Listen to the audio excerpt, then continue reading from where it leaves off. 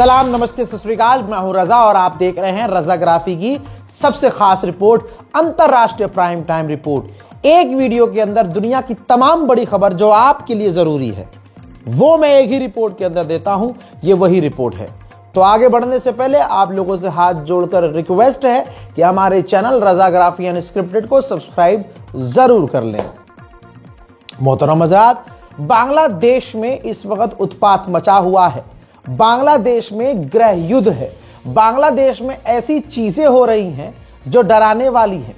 सबसे पहले आपको बता दूं कि बांग्लादेश में तूफान खड़ा हो गया है पॉलिटिकल इश्यूज की वजह से। वो जो छात्र नेता मारा गया जिसका इल्जाम भारत पर लगा, हजरात वो मामला इतना बड़ा हो गया कि भाई दंगे हो गए और हालात इतने खराब हुए कि एक विपक्ष की पार्टी के घर में आग तक लगा दी गई। अब भारत के अंदर एक खास खबर तेजी से चलाई जा रही है कि बांग्लादेश में एक हिंदू का सर काटा गया। और आपको बता दूं कि यह बात बिल्कुल हकीकत है। रिपोर्ट के मुताबिक भाई एक व्यक्ति को, एक जो बांग्लादेशी हिंदू था उसको पकड़ा गया, मारा गया। हिंदू व्यक्ति को बुरी तरह से कत्ल किया और उसकी गर्दन काट दी। जी हाँ, उसका सर धड़ से अलग कर दिया और उस पर इल्जाम ये लगाया कि इसने हुजूर पाक सल्लल्लाहु अलैहि वसल्लम के खिलाफ अपमानजनक टिप्पणी की थी। हालांकि इसका कोई सबूत कोई नहीं दे पाया, लेकिन हिंदू होने की वजह से उसे पीट पीट कर भीड़ ने मार डाला। सिर्फ इतना ही नहीं, बांग्लादेश में हिंदू समुदाय के इलाकों पर, हिंदू समुदाय के घरों पर दबाकर हमले हो रहे हैं और हालात बांग्लादेश के बुरे हैं। अब ये बात कहना कि सिर्फ हिंदू वहां निशाने पर है, नहीं। एक मैं आपको खबर, बल्कि ये रही दैनिक भास्कर की रिपोर्ट, जिसमें आपको बता दूं कि बांग्लादेश में 7 साल की बच्ची को जिंदा जला दिया गया। ये 7 साल की बच्ची जिसका नाम आयशा है, विपक्ष की पार्टी का नेता बीएनपी जो नेता था लक्ष्मीपुर सदर में रहने वाला, देर रात को एक घर के बाहर बंद घर के ऊपर पेट्रोल डालकर आग लगा दिया। आग में जिंदा जलने से 7 महीने की बच्ची की मौत हो गई है दोस्तों, जबकि 3 लोग बुरी तरह से घायल हुए हैं। जो घर है बांग्लादेश नेशनलिस्ट पार्टी बीएनपी के नेता बिलाल हुसैन का है। यानी वहां के मुसलमानों ने, बांग्लादेशियों ने सिर्फ हिंदुओं को नहीं बल्कि बीएनपी नेता बिलाल हुसैन के घर में आग लगा दी। घटना रात 1 बजे की है। आग लगने से 7 साल की बेटी आयशा जल गई और मौके पर मारी गई। वहीं 16 साल की सलमा अख्तर जो दूसरी बेटी थी वो 60% जल गई। सामिया अख्तर जो 14 साल की बच्ची थी, तीसरी बेटी थी उस नेता की, बिलाल हुसैन की, वो भी 60% झुलस गई।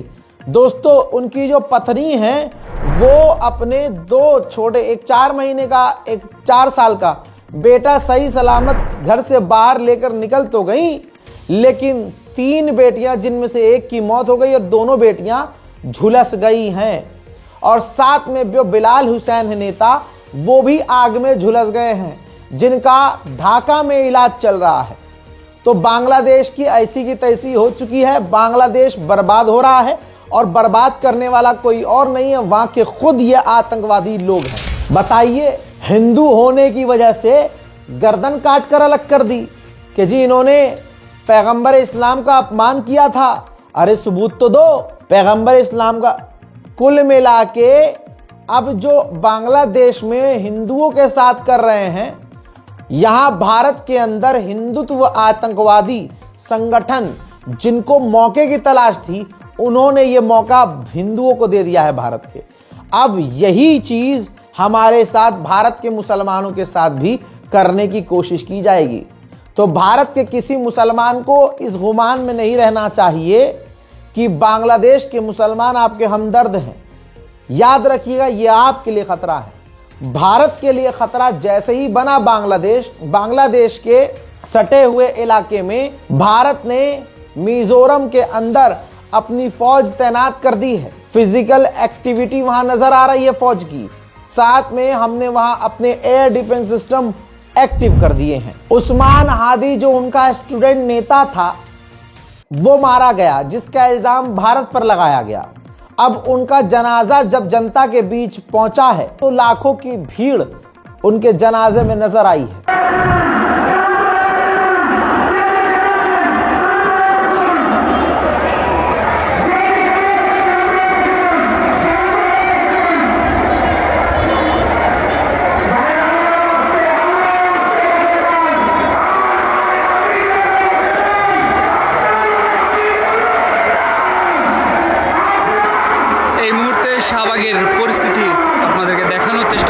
हजरात उधर योगी आदित्यनाथ लबर लबर लबर लबर बहुत बोल रहे थे कुछ साल पहले, 4-5 साल पहले संसद में, तालिबान ये महोदय, तालिबान ऐसे, तालिबान वैसे।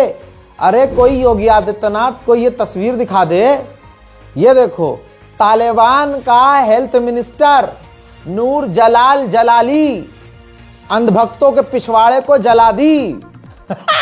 नाम है नूर जलाल जलाली। भारत आए, WHO का भारत के अंदर एक समिट हुआ जिसमें आप देख सकते हैं भारत का सबसे बड़ा नेता मोदी मौजूद है और मोदी के साथ नड्डा अपने अड्डे पर मौजूद हैं। लेकिन योगी आदित्यनाथ खामोश हैं। तालिबान को मैं अभी भी कह रहा हूं आतंकवादी है योगी में दम तो अब बोल कर दिखाएं आप। है किसी बाबा में दम तो अब तालिबान को आप आतंकवादी बोल कर दिखाओ। भाई साहब तस्वीर देखिए, वीवीआईपी ट्रीटमेंट मोदी सरकार तालिबान के हेल्थ मिनिस्टर जलाल जलाली को दे रही है। भाई साहब जलाल जलाली को इतनी इज्जत मिल रही है तो अब जलाल जलाली से किसी की जली नहीं ना। अब कैसे? यही तो प्रोपेगेंडा है। मोदी अगर भगत सिंह को आतंकवादी कह दें तो भगत सिंह आतंकवादी होंगे, और मोदी अगर कह दे किसी देश के गद्दार को देशभक्त तो देशभक्त होंगे। यही तो चल रहा है। जिनको तिरंगे से नफरत रही, जिन्होंने 40-50 साल अपने नागपुर वाले दफ्तर में तिरंगा नहीं फहराया, वो वंदे मातरम पर बहस कर गए। शर्म मगर तुमको नहीं आती।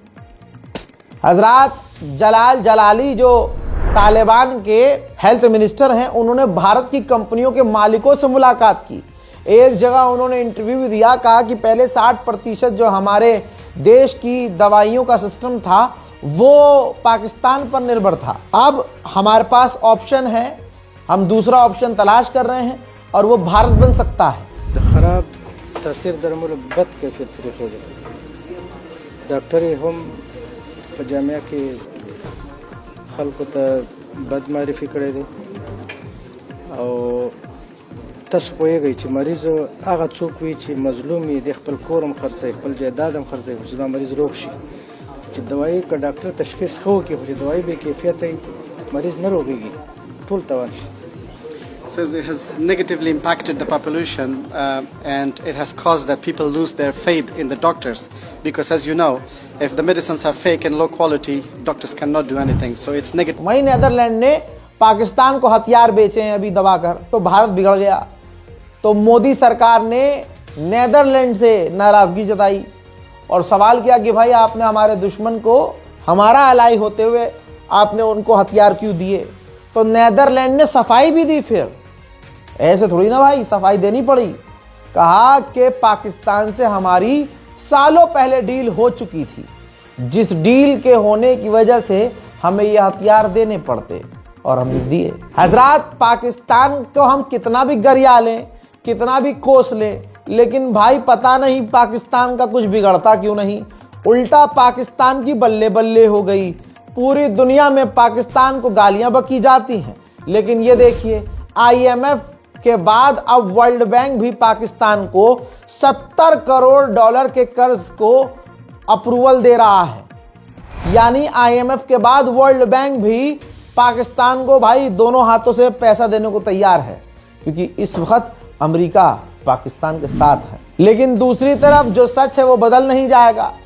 पूरी दुनिया में रजिस्टर्ड भिखारी पाकिस्तान हो चुका है, और पाकिस्तानी भिखारी महिलाएं, लेकिन खैर पर्सनल टिप्पणी हो जाएगी। बहरहाल महात्मा गांधी जी ने ये जो लाइन खींच दी ना यार, ये दिक्कत दे गई, सारी खूबसूरती वहाँ रह गई, हम यहाँ तो लीचड़ रह गए सारे। अरे मेरे भैया, पाकिस्तानियों को ये बात बुरी लगेगी, लेकिन पाकिस्तान की ही सरकार ने 66,000 लोगों को सऊदी अरब उड़ने नहीं दिया, सऊदी अरब जाने नहीं दिया, क्योंकि पाकिस्तान ने खुद ये माना कि ये जो 66,000 लोगों को हमने रोका है, ये साले वहां जाके भीख मांगते और पाकिस्तान का नाम खराब करते। रिपोर्ट आपकी स्क्रीन पर है। सऊदी अरब ने 56,000 पाकिस्तानी भिखारियों को सड़कों से उठाकर कुत्ते की गाड़ी में डालकर वापस पाकिस्तान फेंका है और पाकिस्तान से नाराजगी जताई थी। तो पाकिस्तान ने जवाबी कार्रवाई करते हुए खुद ही 66,000 पाकिस्तानियों को जो सऊदी अरब उड़ान भरना चाह रहे थे उनको रोका है, ये कहते हुए कि ये भीख मांगने जा रहे हैं वहां और हमारे मुल्क का नाम खराब करेंगे। वहीं पाकिस्तान की फौज पर भी भाई रहम नहीं है। इस वक्त पाकिस्तान के वजीरिस्तान के इलाके में आत्मघाती हमला हुआ, जिसमें पाकिस्तान फौज के 4 जवान मारे गए हैं। उधर इमरान खान की जिंदगी पहले से खराब है, खराब जिंदगी को और खराब करने की कोशिश लगातार की जा रही है। तोशखाना केस के मामले में रिपोर्ट देख लीजिए। बुशरा बीबी को 17 इमरान खान और बुशरा बीबी को दोनों को 17 साल की सजा, 16.4 करोड़ का जुर्माना पाकिस्तान ने ठोका। इल्जाम यह है कि 2 करोड़ की घड़ी को इन्होंने 5 लाख का बताया था। हजरात मोहतरम, उधर झटका तुर्की ने रूस को दिया है F-35 की लालच में। तुर्की ने रशिया से कहा है कि आपने जो हमें S-400 डिफेंस सिस्टम दिया था वो आप हमसे वापस ले लीजिए। अजरबैजान और तुर्की ने डील की है, डिफेंस एग्रीमेंट किया है कि हम दोनों देशों में से किसी पर भी हमला होगा, हम दोनों एक दूसरे पर हमला मानेंगे, यानी हम दोनों साथ मिलकर काम करेंगे। उधर सऊदी अरब ने एक वॉरशिप लॉन्च किया है, तस्वीर आपके सामने। ये वॉरशिप सऊदी अरब ने खुद नहीं बनाया है, इतनी औकात सऊदी की आज भी नहीं है कि वो एक माचिस की तीली बना सके। अमेरिका ने ये वॉरशिप बना कर दिया है और उसको बस सऊदी अरब ने लॉन्च किया है। बस यही ताकत है आपके मोहम्मद बिन सलमान। लीजिए, जापान के पीएम के सिक्योरिटी एडवाइजर ने अब कह दिया है कि हमारे पास भी परमाणु बम होना चाहिए। ये इंसान पता नहीं क्या करके मानेगा, ये इंसान पूरी दुनिया को खराब कर रहा है। ट्रंप ने ऑर्डर दिया है कि 2030 तक चांद पर न्यूक्लियर रिएक्टर बनाया जाए। अरे सुअर की जात, ये इंसान भाई साहब, पता नहीं इंसानों को क्या हो गया। हर जगह हथियार, अंतरिक्ष में मिसाइलें, हर जगह परमाणु, हम दुनिया को खुद तबाह कर रहे हैं। वहीं अमेरिका ने अब तक का सबसे बड़ा हथियारों का जखीरा खोल दिया है ताइवान के लिए। $11 बिलियन के हथियार अप्रूव कर दिए हैं ताइवान के लिए। जाहिर सी बात है चाइना आने वाले समय में इस पर भड़केगा। फिलहाल तो चाइना ने कह दिया है कि अमेरिका जो कर रहा है इससे जंग भड़कने वाली है और हम जंग के लिए तैयार हैं। बांग्लादेश के बॉर्डर को इलीगल तरीके से 2 बांग्लादेशी क्रॉस करके भारत घुसने की कोशिश कर रहे थे, जिन्हें दोनों को गोली मारकर कत्ल कर दिया गया है बॉर्डर पर ही। उधर मेरे दोस्तों, तस्वीर मेरे पीछे आप देखिए, भारत इस वक्त ड्रोन टेस्ट कर रहा है। जहां दुनिया जंग में हम देख रहे हैं दुनिया की कि ड्रोन कितने जरूरी हैं, ऐसे में भारत भी ड्रोन की इस दौड़ में पीछे नहीं रहना चाहता। खबर सूडान से आ रही है। सूडान में बुरा हाल है दोस्तों अभी भी। दोस्तों, RSF ने, रैपिड सपोर्ट फोर्स ने सूडान के एक और गांव पर कब्जा कर लिया है, वहां के लोगों को कत्ल किया है। बुरा हाल है दोस्तों। वीडियो जो मुझे मिला है वो मैं आपको दिखा रहा हूं। उधर अल्बानिया की जो पार्लियामेंट है उसका मंजर दिखा रहा हूं। विपक्ष की पार्टी ने सरकार पर करप्शन के इल्जाम लगाए हैं और दंगा फसाद जैसी स्थिति, लड़ाई और मारपीट जैसी स्थिति पार्लियामेंट के अंदर नजर आ रही है। उधर थाईलैंड ने भी, तस्वीर देख लीजिए, थाईलैंड ने भी कंबोडिया के अंदर घुसकर कंबोडिया के एक और गांव पर, यानी दूसरे गांव पर कब्जा करके झंडा लहरा दिया है। तो हज़ार तस्वीर देखिए, कंबोडिया ने इजरायली ड्रोन जो उड़ा रहा था थाईलैंड मार गिराया।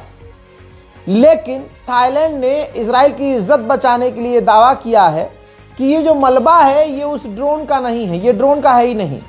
बहरहाल सच क्या है वो कुछ समय बाद सामने आएगा। कंबोडिया के अलग अलग इलाकों में थाईलैंड की एयरफोर्स ने खतरनाक हवाई हमले कुछ देर पहले किए हैं।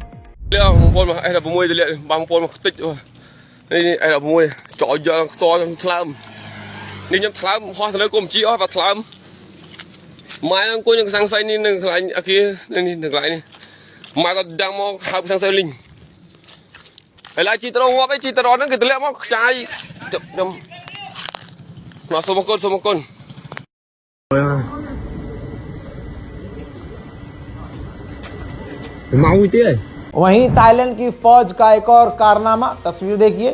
कंबोडिया के बिल्कुल अंदर तक फौज थाईलैंड की घुस रही है और उसने एक और टेंपल पर, एक और मंदिर पर कब्जा कर लिया है। वीडियो ये थाईलैंड के फौज की है और जिसमें आप देख रहे हैं कि फौज ने थाईलैंड की कंबोडिया के अंदर घुसकर एक और मंदिर पर कब्जा कर लिया है। हजरात, वेनेजुएला ने अमेरिका की कंपनियों को लात मारकर कुछ साल पहले निकाल दिया था। यही वजह है कि वेनेजुएला से तेल की तलब में डोनाल्ड ट्रंप पागल हुआ और आज उसने एक बयान में एक्सेप्ट किया। वो बता रहा है, डोनाल्ड ट्रंप कह रहा है कि उसने आपको यानी अमेरिकियों को तेल के बिजनेस से बाहर किया, आपसे तेल का अधिकार छीन लिया। तेल आपका भी था, आपका भी हक था।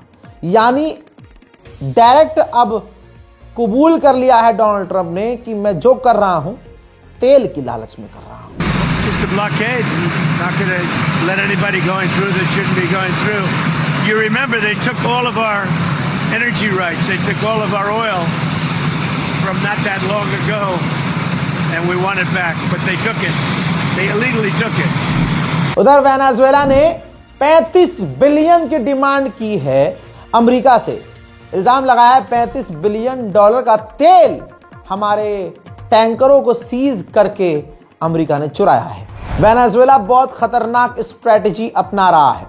अपने टैंकर नहीं, चीन के टैंकरों का इस्तेमाल कर रहा है तेल ट्रांसफर करने के लिए और उस चीनी टैंकरों के साथ अपने युद्धपोत भेज रहा है उनकी सेफ्टी और सिक्योरिटी के लिए। उधर अमेरिका ने बौखलाहट में आकर वेनेजुएला के राष्ट्रपति के परिवार जनों पर और पाबंदियां बढ़ा दी हैं। अमेरिका के विदेश मंत्री, भाई बौखलाया ट्रंप है तो पूरी सरकार बौखलाएगी। अमेरिका के विदेश मंत्री ने कहा कि वेनेजुएला के राष्ट्रपति जो हैं आतंकवादियों के साथ काम कर रहे हैं, हिजबुल्लाह, हमास और ईरान के साथ वो काम कर रहे हैं। उधर अमेरिका के राष्ट्रपति ट्रंप ने कहा है कि वेनेजुएला के अभी और हम ऑयल टैंकर सीज करेंगे। तस्वीर देखिए, वेनेजुएला के एक और बोट पर अमेरिका ने आतंकी हमला किया और इस बोट पर हुए हमले में जितने लोग सवार थे बोट पर सब के सब मारे गए हैं। उधर रशिया ने साफ कहा है कि हमें उम्मीद है कि डोनाल्ड ट्रंप कोई गलती नहीं करेंगे वेनेजुएला को लेकर। एक तरह से रशिया ने चेताया है अमेरिका को। 2009 का एक वीडियो वायरल हुआ है जो वेनेजुएला के उस वक्त के राष्ट्रपति का है। उन्होंने 2009 में कह दिया था कि हमारे पास, वेनेजुएला के पास अगले 100 सालों तक के लिए तेल है और अमेरिका के पास खत्म हो रहा है। आने वाले समय में अमेरिका हम पर हमला कर सकता है। उस वक्त सबने मजाक समझा, आज सच दिख रहा है। देखिए, posibilidad de una guerra está ahí entonces. Pero tú no ves la amenaza que es para nosotros, el imperio de los Estados Unidos. ¿Por qué cree que Estados Unidos quiere atacar Venezuela? Bueno, ahí está la historia reciente. Yo te voy a decir la causa más importante. Aquí mismo, está la reserva de petróleo más grande de este planeta. Aquí en Venezuela tenemos petróleo para más de 100 años. A Estados Unidos se le está acabando el petróleo. La razón de mayor peso de que Estados Unidos quiera poner aquí un gobierno subordinado a él, al imperio, como lo tuvieron durante mucho tiempo, es el petróleo venezolano. हजरात, अमेरिकी channel पर interview देते हुए Venezuela की गद्दार विपक्ष की महिला ने कहा है कि जो अमेरिका हमला कर रहा है ना हम पर, ये एक्ट ऑफ लव है। यानी एक्ट ऑफ लव मतलब अगर मैं आपको मार रहा हूं तो इसका मतलब मैं आपसे प्यार करता हूं। मतलब हरामीपने की इंतहा हो गई भाई यार। वेनेजुएला के राष्ट्रपति जो कह रहे हैं 100% सही कह रहे हैं। उन्होंने अगले बयान में साफ ये कहा है कि पपेट गवर्नमेंट बिठाना चाहता है अमेरिका, अपना गुलाम बैठाना चाहता है वेनेजुएला में, और सरकार पलटना चाहता है अमेरिका। यही तो चाहता है अमेरिका, इजराइल। ईरान में अपने मतलब की सरकार हो। भाई सीरिया में कौन बैठा है हिजड़ा? जोलानी मुसलमानों के लिए बोल रहा है, फिलिस्तीन के लिए बोल रहा है, इजराइल से लड़ रहा है? नहीं। लेबनान का हाल कितना बुरा है। लेबनान में राष्ट्रपति, प्रधानमंत्री सब किसकी पसंद का बैठ गया है? अमेरिका। तो लेबनान का हाल क्या है? यही वेनेजुएला के साथ भी अमेरिका करना चाह रहा है, और यही ईरान के साथ भी अमेरिका करना चाह रहा है।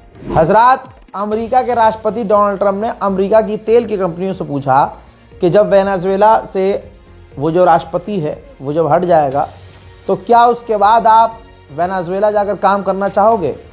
भाई जूता पड़ गया है डोनाल्ड ट्रंप के मुंह पर। किसी कंपनी की तरफ से पॉजिटिव रेस्पॉन्स नहीं मिला है। किसान आंदोलन बेल्जियम में खतरनाक हो गया है। यूरोपीय यूनियन की पार्लियामेंट के अंदर किसानों के खिलाफ एक बिल लाने की तैयारी की जा रही है, जिस पर बेल्जियम के किसानों ने जबरदस्त प्रदर्शन किया है। ये पूरे यूरोप में तमाम किसानों के ऊपर लागू होने वाला कानून था, जिसका विरोध बेल्जियम के किसानों ने, यूरोप के किसानों ने खतरनाक तरीके से किया है।